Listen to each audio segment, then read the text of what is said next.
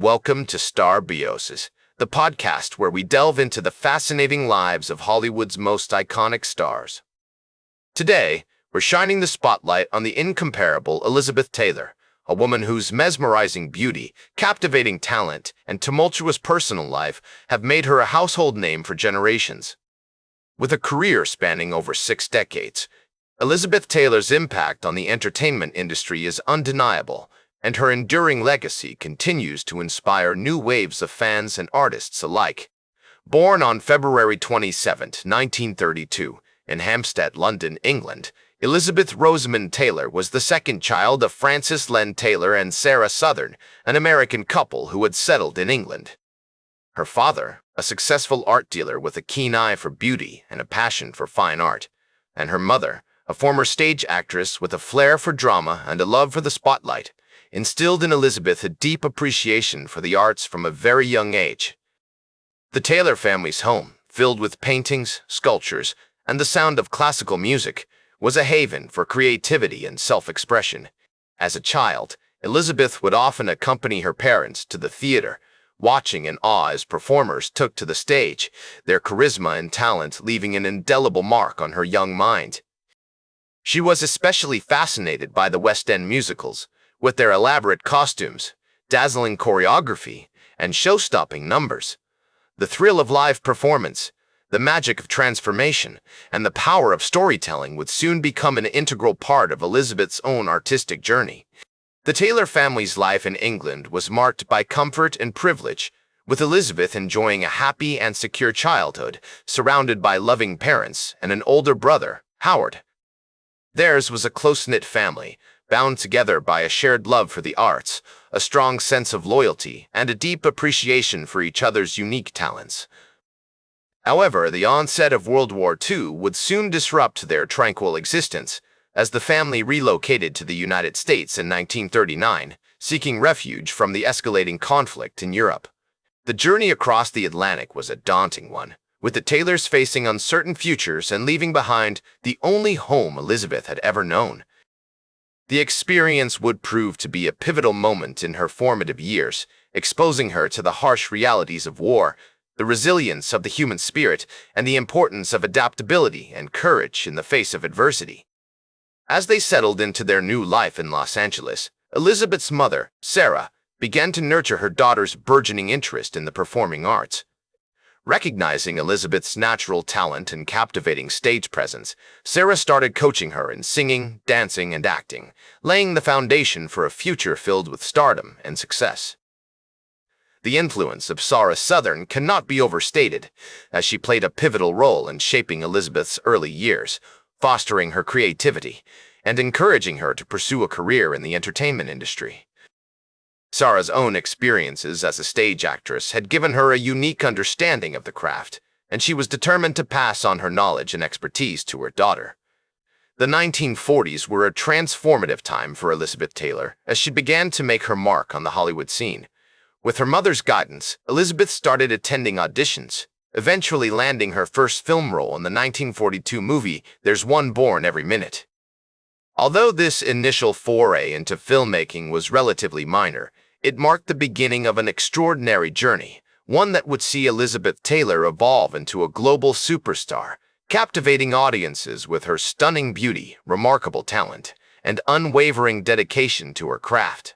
The historical context of her formative years, marked by the turmoil of World War II and the glamour of Hollywood's golden age, would have a lasting impact on her character and future path. The set of National Velvets was a whirlwind experience for Taylor, with its picturesque English countryside backdrop and the thrill of working with a talented cast and crew.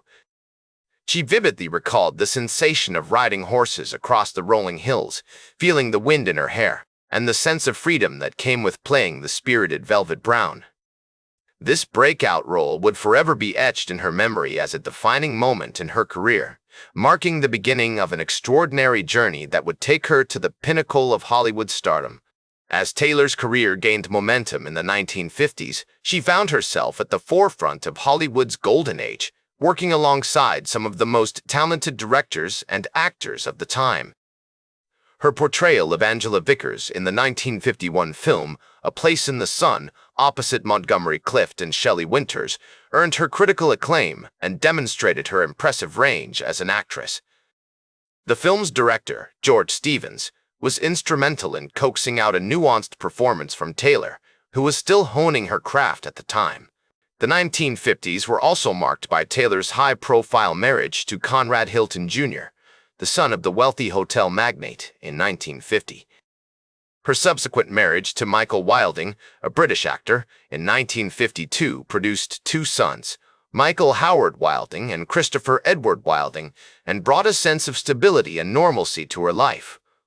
During this period, Taylor continued to act in films such as Ivanhoe's, 1952, and Giants, 1956, the latter of which starred Rock Hudson and James Dean. The making of Giant was an intense experience for Taylor, with its sprawling sets, complex characters, and exploration of themes that were considered taboo at the time, such as racism and classism. She recalled the sense of camaraderie on set, particularly with her co-star James Dean, who would often discuss philosophy and art with her during breaks in filming. The late 1950s and early 1960s were a transformative period for Taylor, marked by some of her most iconic roles to date. Her portrayal of Maggie Pollitt in the 1959 film Cat on a Hot Tin Roof opposite Paul Newman and Burl Ives earned her an Academy Award nomination for Best Actress. This sultry and flirtatious performance cemented Taylor's status as a Hollywood siren, with her on-screen presence exuding a sense of raw sensuality and vulnerability. The following year, Taylor embarked on one of the most ambitious projects of her career, the epic historical drama, Cleopatra. The film's production was marked by turmoil, including the firing of the original director and reports of a romantic affair between Taylor and her co-star Richard Burton. As the cameras rolled, the Egyptian desert landscape provided a breathtaking backdrop for the tumultuous romance that unfolded between Taylor and Burton. The on-set romance blossomed into a highly publicized relationship, with the two eventually marrying in 1964, after both had divorced their previous spouses. This marriage, which lasted 10 years, was marked by intense passion, lavish spending, and a deep love for each other. As Burton once said of Taylor, "She was, and is, a wonderfully sensual person, and our relationship was marked by an extraordinary physical attraction." Their jet-set lifestyle, replete with luxurious gifts, exotic vacations, and public displays of affection, captivated the media and the public alike. Throughout the 1960s, Taylor continued to act in films such as The VIPs, 1963, The Sandpiper, 1965, and Who's Afraid of Virginia Woolf, 1966, for which she won her second Academy Award for Best Actress. Her performance as Martha, the volatile and emotionally charged wife of the middle-aged couple, opposite Richard Burton as her husband George, is widely regarded as one of the greatest performances in cinema history. As Taylor herself once said, "I think I've been very lucky because I've had the chance to play some wonderful roles, and I've had the chance to work with some wonderful people." This sentiment encapsulates the essence of Taylor's remarkable career, marked by a dedication to her craft, an unwavering passion for life, and an unrelenting pursuit of excellence. In this era of unparalleled fame, Taylor's personal relationships continued to captivate the public imagination. Her friendship with Montgomery Clift, for instance, was a source of comfort and inspiration, with the two actors often discussing their craft and sharing their innermost thoughts and fears. Similarly, her rivalry with Debbie Reynolds, who had been married to Eddie Fisher before he left her for Taylor, added a layer of complexity to her public persona. The complexity of Taylor's public persona was further heightened by her rivalry with Debbie Reynolds, who had been married to Eddie Fisher before he left her for Taylor. This high-profile love triangle captivated the media and the public, with many unable to resist the allure of the scandalous story. Despite the intense scrutiny, Taylor remained focused on her craft, using the emotional turmoil as fuel for her performances. Her ability to channel her personal experiences into her acting was a hallmark of her talent, and it continued to impress audiences and critics alike.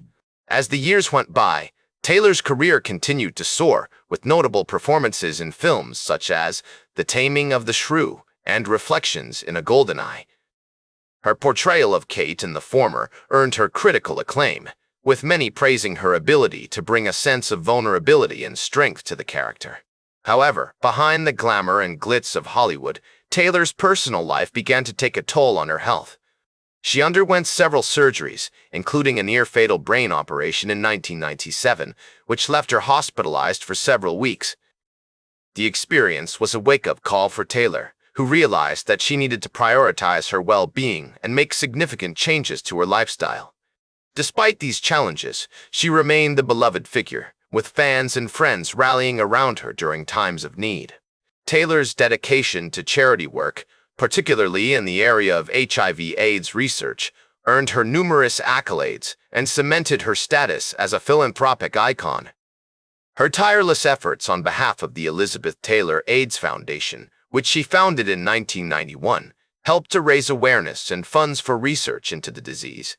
She was a vocal advocate for the cause, using her platform to bring attention to the plight of those affected by HIV/AIDS. As she once said, "I will not be ignored, and I will not be silenced," reflecting her unwavering commitment to using her voice to make a positive impact. In her later years, Taylor's focus shifted increasingly towards her philanthropic efforts, as she became a vocal advocate for various causes, including animal rights and conservation. Her love for animals was evident in her work with organizations such as the American Society for the Prevention of Cruelty to Animals, ASPCA, and her dedication to preserving the natural world inspired countless people around the globe.